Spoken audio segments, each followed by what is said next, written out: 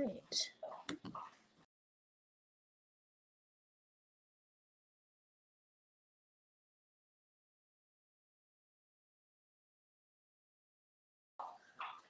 All right. Despite some technical difficulties, I'm here.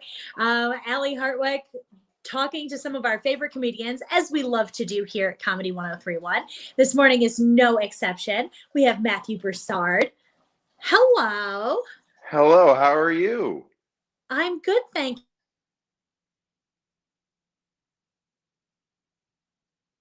you. Effort to put your phone into airplane mode. And you're like, oh, just give me a second. I'm going to put it in airplane mode, turn everything off. And I'm like, I shouldn't have to do that. I think I'll be okay. And of course, someone just called me. Called you right on the spot, yeah. And then you hang up on them and they call you right back. Yep. They didn't get the message on the first hang up. Yep. Super good stuff. Love it. All right. So this is off to an amazing start. I feel like a total professional. We're all becoming our own IT guy. My thing is that my girlfriend works from home and I'm just around the whole day dodging video calls, and I'm so afraid that I'm just going to start talking to her while she's on like $1 million work meeting. Oh, yeah. Does she do something important? She does something very important. She works for a cybersecurity company. So they do software that like keeps companies from getting ransomware. So that's pretty important, especially like now when we're all using our technologies all the time. Yeah, we're all VPNing into work, and there's no more offices anymore. You don't need security systems. I feel like I'm just pitching cybersecurity. Be safe out there. I feel like the Allstate guy for cybersecurity right now. I like it. Should we start pitching companies? Like, you can do a demo reel right now if you want to. I'm fine with that. That's let me just pick up the slideshow. Yeah, absolutely. Okay, totally. No, I've done that before. I've come home and been like, who's my sweet doggy? And my husband's been home on conference calls. And I'm like, oh, no. I think because there's nothing really happening, I think FOMO should be changed to fear of mute off. I think that's what that's the new FOMO. I like it a lot. So, Matthew, how are you? How's life? You're coming to Denver this weekend? I'm coming to Denver. Excited about that. Always happy to visit Denver, especially in the summer. Going back to Comedy Works. I don't know when I break it to you that it's snowing right now. Is it really? It really is. I'll just bring 2 sweaters or something. It's I can deal with it. I just really how cold? It's freezing. It's really cold. It'll be nicer tomorrow and Friday. Wow. Well, and tomorrow's Wednesday, Thursday, Friday, it'll warm up. I'm like re-giving you my weather report from this morning. But yeah, it's rainy and snowy right now. It's cold. Comedy and weather with Allie Hartwick. Yes, that could be my resume. Totally. Yeah, excited to come back to Comedy Works. This is my first time doing the South location, so I'm excited for that. Really one of the best clubs in the country. Every comedian says it. That best crowd, so very happy to be there. Gonna partake of some legal marijuana and go for a hike if it's not snowing. So the full Denver experience. I like it. The full Denver experience, yeah. I like it. Has it been weird getting back into shows? Because I will say from an audience perspective, it's weird going back because obviously everything's a little bit like structured a little bit different. And we haven't seen people in a long time. We haven't been talked to not through a screen in a very long time. Mm-hmm. Yeah, people are adjusting to in-person interaction. So I was in New York the whole time, and we were doing safe outdoor shows. So like parks and rooftops where everyone was so far away. Where I did a rooftop show in January where it was 23 degrees, and you had a higher risk of catching pneumonia directly than COVID. So I was used to that. And then when the clubs started reopening, people are weird and they forget to make noises and faces. So they're just kind of sitting there like it's a TV screen. But it's been getting back to feeling like regular shows again. And the crowds are very appreciative of live entertainment and getting to be around people. That's good. Do you feel like you're bombing all the time when you have to be outside in those distance crowds? Yes, you can't really kill. Like it's you just talk fast and there's no microphone. You have to project really loud. There's trains, there's rain, there's wind. it feels like, I guess, like Shakespeare in the Park. You have to just really broadcast it, and just you have to like look around and make sure people are smiling, because that's the only feedback you're going to be able to recognize. Yeah. But unlike Shakespeare in the Park, you hope everyone understands what you're saying. Right. And you hope everyone was there for comedy, because sometimes you'll do a show and there are people already sitting there, and now you're just interrupting their picnic. Oh, that's fun. That's real Yeah. fun. Yeah. Families. Yeah. You do the best you can. So, Matthew, I'm sure you're asked this question 1,000 times, but Hmm. for our viewers today, you came to comedy in a weird way because you didn't necessarily grow up always knowing you wanted to be a comedian, and you had a different career path for a while. Yes. So I had never done anything like comedy related before I started stand up. My family was scientists, and I was a kind of a math kid, so that was my route. And I studied math, and I started working in finance, and then I saw a flyer for an open mic at a bar, and then it just dawned on me that everything was a lie, and that I should try something that I wasn't told I could do, and really really loved it, and just kept doing it, and now I get to do it for a living. That's awesome, especially because I have some friends who work in finance and they're not funny. If they took to the No. stage, I'd be like, "Oh, I'm busy. I'm so sorry." Yeah, yeah. A not funny group of people, but I think scientists even less funny. My parents were like the least funny people I knew, so I think that might have been inspiring to me. I believe it. My husband's an engineer. And Ooh. so when we go to his engineer parties, I mean, I kind of feel like a celebrity, and then I can tell that he's definitely the cool one at work. What kind of engineering? He does chemical engineering. Oh, neat. Yeah, my dad was a chemist. Yeah, very Oh, boring stuff. One of my least favorite sciences is chemistry. So, it's interesting because, like, so he worked actually on the Moderna vaccine. wow. And it's the first time ever people have been interested in his job. And he has no clue how to explain his job to regular people. So Hmm. he'll give the whole, like, well, I do this terminology. And he just gets lots of comedy in the park looks back. Like, I don't know what you're talking about. If you work on Moderna, I think he should just change his business card to say hero as the job Oh, description. jeez. Yeah, no, I mean, he could, but there are lots of people who did a ton of science. He just, Yeah. he's like the line cook, basically. Yeah. He doesn't like when I describe his job like that. Was he in like did he do like the actual like medical like microscope level, or was he like into like the freezing, transport, like downstream Yeah, so he process? did the sizing up. Like I guess the technology on this has been around. I'm going to give you my quick vaccine pitch that I've had a million times. Technology, the science has been around for a decade or more, and they've been working on this for different things. I think Zika was actually what they had intended to use the vaccine for a very long time. But the way mRNA vaccines work, you can just kind of like plug in whatever disease it is you want to use it for. Hmm. So his job with a team of tons of people was to scale up production of that, from making it in a petri dish to making it, they're making the world supply right now, which is crazy. Yeah, I mean that has to be the largest medical operation in history to get that.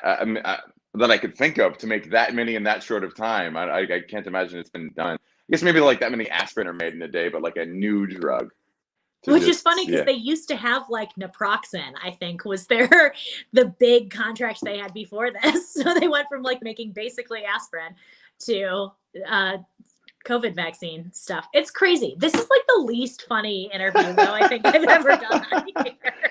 We're learning things. Yeah, yeah. Yeah, knowledge is fun and funny, right? Right. Yes. So, Uh, this is something that I like to just find out about for my own personal research because cities, states, as we know, are so different. And you're in New York right now. Here in Colorado, we're not Texas. Like we haven't decided that we'll just do whatever we want yet.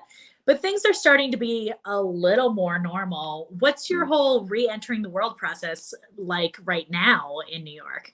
in New York, people are still like really stiff about it. Like it's been some loosening, some indoor. We just reopened like bars indoor dining at restaurants and comedy clubs, but people are still wearing masks on the street, which you don't even need to do. What was weird is I've been performing mostly in New York and obviously have COVID material. I went to Austin, Texas, and I had a joke about like people when you post pictures of you not wearing a mask and how upset people get. And the whole audience just stared at me slack-jawed, being like, we've never experienced that. Texans are like, someone was mad at you for not wearing a mask. They get mad at you for wearing a mask in Texas. So like different parts of the country, it's wildly different. It's cool to hear Colorado somewhere in the middle because Texas was terrifying. Sorry, big sneeze. That was super COVID safe. Yeah. Oh man. Like you know, like if you sneeze towards the camera, I would come through the microphone and get me sick. I feel like I know scientifically that can't happen, but we're all so afraid of like bodily functions in public these days. I don't know. I don't want to do it. Yeah. So masking it's people are taking it seriously in Colorado. Yeah, so the way comedy works goes when you're sitting at your table in the club, you don't have to have your mask on. So you will actually get to see people's faces and reactions, which I'm sure will be nice. And for those of us attending comedy work shows like this weekend with Matthew Broussard, their tables are distanced, so it feels a little emptier, but at least you don't have to be sitting there for 2+ hours with your mask on, which nobody finds comfortable. Like, even though it's the safe thing to do, nobody likes that. Yeah. Like airplanes, you have to wear your mask the whole time. And then you go into the bathroom and you pull your mask down, you're like in a bathroom, and it's somehow more refreshing than your own breath. Right? The place that before all of this, you would have been like, do you have a mask? I'll take one to go in there. The place you hold your breath before you walk in. Now you're like taking hits of it. Gravity bonging airplane bathroom air. It's so true, though, especially on long flights. You're like, this is the worst. Oh, God. It creeps down under your nose and you have people staring at you. Yeah, it's good stuff. So we have one of our viewers, Cam, hello. Hi, Cam. Asking for Cheryl Cole. And I'm like, I would love to address you, but we don't have Cheryl Cole here right now. Yeah, Cheryl Cole's not available. Yeah, Cheryl she Cole also a comedian? doesn't have that last name anymore. Oh, who is Cheryl Cole? Who was Cheryl Cole? So she's like a UK American Idol version star. Okay. And she was married to I used to follow tabloids a lot in the early 2000s. And she was married to Ashley Cole, the soccer player. And her last name was Cheryl Cole. But then she dropped it and now she's just Cheryl. And out of all of the people that we have like commenting, I just feel that's a very, very odd request. Yeah. So she's like the British Kelly Clarkson? Kind of, but she just had a baby with one of the One Directions. Okay, one of the One Directions. I like it. And not the good one, which is Harry Styles. Yeah, it's probably not Zayn. You would have known that. So one of the other ones. He had a baby with Gigi Hadid. Like, I'm on that. That's gonna be a beautiful baby. So likely the Joey Fatone of One Direction. Exactly. Okay. I don't know a lot about the One Directions though, or One Direction. I don't know a lot about the individual people. I think it's One's Direction when you're doing a plural. I think it's like attorneys general. I think of, One's Direction. Yes. Thank you. You're a scientist, so I believe you. You're helping me out with this. Wait, she goes by just Cheryl? So much. That's so arrogant. Cheryl is a mononym? Yeah, right? I feel like it's too late in your career for that, too. And Cheryl's too much of a name. It's not like Sebastian Maniscalco is just Sebastian, and like that's fair. It's like his only competition is the lobster from The Little Mermaid. But Cheryl, you got Sheryl Crow, you got Cheryl Underwood, you got Cheryl. You've got half the Midwest. Half the moms showing up to soccer practice. Yeah. Yeah, you can't just go Cheryl. Madonna, again, she can do that. There's not many of them. Yeah. I can't do Matthew. I don't think you can do Allie. You can do Hartwick though.